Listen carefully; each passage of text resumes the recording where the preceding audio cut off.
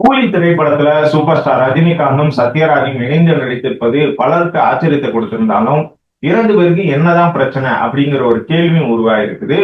கடைசியாக மிஸ்டர் பாரத் அப்படிங்கிற திரைப்படத்துல ரஜினியும் சத்யராஜும் இணைந்து நடித்தாங்க. அதுதான் அவங்க ரெண்டு பேரும் இணைந்து நடித்த கடைசி திரைப்படம்.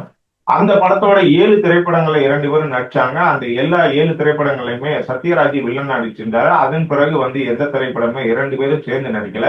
அதுக்கு முக்கியமான காரணம் தம்பிக்கு எந்த ஒரு திரைப்படம் அப்படின்னு சொல்லப்படுது. தம்பிக்கு எந்த ஒரு திரைப்படத்துல ரஜினிகாந்த், மாதவி, சுலக்ஷனா, சத்யராஜ், நிழல்கள் ரவி அப்படின்னு ஒரு பெரிய நடிகர் பட்டாளமே நடிச்சிருந்தாங்க. அந்த திரைப்படத்துல மாதவி மொழி புரியாதவங்க அப்படிங்கிற ஒரு விஷயம். இன்னொன்னு சத்யராஜ் யாரு அப்படின்னு தெரியாது. சத்யராஜ் படப்பிடிப்பு தளத்துல ஒரு இடத்துல சேர்ல உட்கார்ந்து இருந்திருக்காரு. அப்ப மாதவி ரஜினி கிட்ட போயிட்டு அவர் யார் அப்படின்னு கேள்வி கேட்டிருக்காங்க. ரஜினி எல்லாருக்கும் கொஞ்சம் கிண்டலா நக்கலா பேசக்கூடிய ஒரு நபர் அப்படிங்கறதுனால சத்யராஜ் என்ன சொல்லியிருக்காருன்னா, அவர் டைரன் டைம்ஸ் ஏதோ ஒரு இதுல பத்திரிகையில ஆசிரியர், சூப்பரான ஒரு ஜீனியஸ், நடிப்புல ஒரு ஜீனியஸ் அப்படிங்கிற மாதிரி சொல்லியிருக்காரு. மறுநாள் மாதவி சத்யராஜை போயிட்டு மீட் பண்ணிட்டு இங்கிலீஷ்லயே பேசியிருக்காங்க. அப்ப சத்யராஜுக்கு ஆங்கிலம் தெரியாது அப்படிங்கறது அவரே பல முறை சொல்லியிருக்காரு. அப்படி இருக்கும்போது மாதவி சொல்றத கேட்டு கேட்டு ரஜினி ஸ்டைல்லயே என்ன சொல்லியிருக்காரு, எஸ் எஸ் எஸ் அப்படிங்கிற மாதிரி இது பண்ணியிருக்காரு. இது பார்த்துக்கிட்டு இருந்த சுலக்ஷனா, அதாவது செந்தாமரையோட மகளா நடித்திருந்த சுலக்ஷனா போயிட்டு மாதவி கிட்ட உண்மையை சொல்லியிருக்காங்க. அப்ப மாதவி அந்த இடத்துல சிரிச்சிருக்காங்க. இதை பார்த்துக்கிட்டு இருந்த ரஜினியும் பக்கத்துல நின்று சிரிச்சுக்கிட்டு இருக்காரு. இது சத்யராஜுக்கு ஒரு மிகப்பெரிய அவமானமா ஏற்பட்டிருக்கு. இரண்டு பேரும் மோதல் இரண்டு பேருக்கும் இடையிலான மோதல் உருவாகிறதுக்கு முதல் காரணம் அதுதான் அப்படின்னு சொல்லப்படுது. இரண்டாவதா எஸ்பி முத்துராமன் இயக்கத்துல வெளியான இந்த மிஸ்டர் பாரத் திரைப்படத்துல ரஜினி ஈக்குவலா சத்யராஜ் நடிச்சிருப்பாரு. நீ என்ன பாக்க நீ சவிக்கமா அப்படிங்கிற பாட்டு செம சூப்பர் ஹிட்டான ஒரு பாட்டு. இந்த திரைப்படத்துல சத்யராஜ் நடித்த பெரும்பாலான போர்ஷன் எஸ்பி முத்துராமன் எடிட்ல தூக்கிட்டாரு. என்னன்னா படத்தோட காட்சிகள் நீளமா இருக்குது, படம் நீளமா இருக்குது அப்படின்னு சொல்லிட்டு சத்யராஜோட காட்சிகள் சிலவற்றை தூக்கியிருக்காரு. இப்ப சத்யராஜுக்கு சொன்ன சில பேர் என்ன சொல்லிருக்காங்கன்னா, ரஜினி சொல்லிதான் உங்களோட காட்சிகள் அவரோட சூப்பரா நீங்க நடிச்சிருக்கீங்க அப்படிங்கறதுனால உங்களோட காட்சிகளை சார் ரஜினி சொல்லி தூக்கிட்டாரு டைரக்டர் அப்படின்னு சொல்லியிருக்காங்க. உடனே சத்யராஜ் டைரக்டர் முத்துராமன்கிட்ட போயிட்டு இந்த மாதிரி கேட்டிருக்காரு. அவர் சொல்லிதான் இருக்கு. இல்ல அப்படியே இல்ல, ஒரு சில இடங்கள்ல காட்சிகள் ரொம்ப தொய்வா இருந்தது, படமும் ரொம்ப நீளமா இருக்கனால அந்த காட்சிகளை நீக்கினேன். இதுல அவரோட ரஜினியோட தலையீடெல்லாம் எதுவுமே இல்லை அப்படின்னு சொல்லிட்டு எஸ்பி முத்துராமன் சொல்லியிருக்காரு. ஆனாலும் சத்யராஜுக்கு அந்த போட்டு கொடுத்த நபர்கள் அவ்வளவு ஸ்ட்ராங்கா ரஜினியை பத்தி போட்டு கொடுத்தனால சத்யராஜ் எஸ்பி முத்துராமன் கொடுத்த அந்த விளக்கத்தை ஏற்கவே முடியாம என்ன பண்ணிட்டாரு, அந்த திரைப்படத்துல நடிச்சு கொடுத்துட்டு முடிச்சுட்டாரு. அதன் பிறகு ரஜினி தான் நம்மளை திட்டமிட்டு காலி பண்றாரு அப்படின்னு நினைச்சுக்கிட்டு இருந்த சத்யராஜ் அதன் பிறகு ரஜினி படத்துல நடிக்கவே இல்லை. இதுதான் இரண்டு பேரும் கடைசியா நடித்த திரைப்படம். இதுதான் மோதலுக்கு முக்கிய காரணம் அப்படின்னு.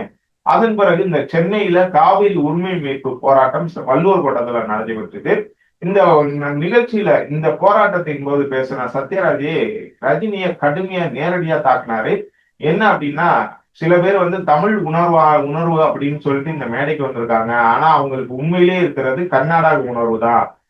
இங்க நடிச்சுக்கிட்டு இங்க இது நிறைய சம்பளம் வாங்கிட்டு கர்நாடகாவில பல கோடிக்கு சொத்து சேர்த்து வச்சிருக்காங்க அப்படின்னு ரஜினியை மறைமுகமாகவும் தாக்குனாரு, நேரடியாகவும் தாக்குனாரு அப்படின்னு சொல்லலாம். இந்த பிரச்சனைக்கு ரஜினி ஒன்றும் பெரிய ரியாக்ட் பண்ணல அப்படின்னாலும் இது அன்னைக்கு பத்திரிகைகள் ஊடகங்கள்ல பெரிய அளவுக்கு பேசப்பட்ட ஒரு சம்பவம். இதை தொடர்ந்து ரெண்டு பேருக்கும் கருத்து முரண்பாடு இருக்குது அப்படிங்கிற ஒரு பேசப்பட்டிருந்ததுல சிவாஜி திரைப்படத்துல சத்யராஜ் நடிக்க வைக்கிறதுக்கு பேசப்பட்டிருந்தது. ஆனா சத்யராஜ் நடிக்க மாட்டேன் அப்படின்னு சொல்லிட்டு ஒதுங்கிட்டதா சொல்றது. இப்படிப்பட்ட ஒரு சூழ்நிலையில தான் கூலி திரைப்படத்துல சத்யராஜ் கிட்டத்தட்ட 40 வருடங்களுக்கு பிறகு சத்யராஜும் ரஜினியும் சேர்ந்து நடிச்சிருக்காங்க. இந்த திரைப்படத்துல ரெண்டு பேரும் இதுவரைக்கும் நடந்த 7 திரைப்படங்கள சத்யராஜும் ரஜினி எதிரிகளா நடிச்சிருந்த நிலையில இந்த திரைப்படத்துலதான் ரெண்டு பேரும் நண்பர்களா நடிச்சிருக்காங்க அப்படிங்கிற ஒரு தகவல் வெளியாயிருக்குது. இது போக பாத்தீங்கன்னா ரெண்டு பேருக்குமே இப்ப எந்த மனக்கசப்பும் இல்லை அப்படிங்கிற மாதிரி ரஜினி ஒரு சைடு சத்யராஜ் அவர் எதையுமே வெளிப்படையா பேசக்கூடிய நபரு, அவர் ரொம்ப நல்லவரு, மனசுக்குள்ள ஒண்ணு வச்சுட்டு வெளியில ஒண்ணு பேசுறவங்களாம் நம்பவே கூடாது, சத்யராஜ் அப்படியாக நபர் இல்லை, அவருக்கும் எனக்கும் கருத்து முரண்பாடு இருந்தாலும் அவரு மனசுல இருக்க வெளிப்படையா பேசிக்கிறார் அப்படின்னு சொல்லிட்டு சத்யராஜ ரஜினி புகழ்ந்து பேசுனது.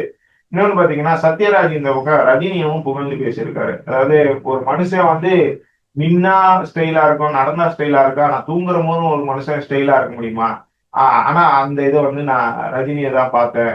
இந்த தம்பிக்கு எந்த ஒரு திரைப்படத்துல நடிச்சிட்டு இருக்கும்போது படைப்பிடிப்பு தளத்திலேயே ரஜினிகாந்த் வந்து ஒரு சில நேரங்கள் வந்து கொஞ்ச நேரம் தூங்குவாரு. அப்ப நான் நிழல்கள் ரவிகிட்ட வந்து பேசினேன் மச்சான், ஒருத்தன் நின்னா ஸ்டைலா இருக்க நிக்கலாம், நடக்கிற போது ஸ்டைலா நடக்கலாம், நான் தூங்குற போதும் ஸ்டைலா தூங்க முடியுமா மச்சான்? இவர் வந்து இது ஸ்டைலான ஒரு ஆள் மச்சான் அப்படிங்கிற மாதிரி நிழல்கள் ரவிகிட்ட பேசிட்டு இருந்தேன். உண்மையிலேயே சூப்பர் நடிகரா இருந்தா மட்டும்தான் ஒருவர் சூப்பர் ஸ்டாரா இருக்க முடியும். கிட்டத்தட்ட 50 வருடமா ஒருத்தர் சூப்பர் ஸ்டாரா இருக்காருன்னா அது ரஜினி மட்டும்தான் அப்படின்னு சொல்லிட்டு சத்யராஜும் ரஜினியை வந்து புகழ்ந்து பேசியிருந்தாரு. இப்போ 2 பேரும் இனிமே இருந்த மனக்கசப்பு நீங்கிருச்சு அப்படின்னு சொல்லப்படுது.